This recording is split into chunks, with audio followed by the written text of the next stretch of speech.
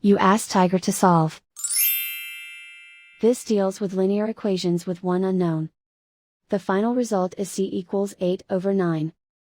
Let's solve it step by step. Simplify the expression. Expand the parentheses. Multiply the coefficients.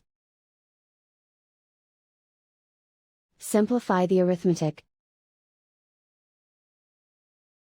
Group like terms. Simplify the arithmetic. Group all constants on the right side of the equation. Add 16 to both sides. Simplify the arithmetic.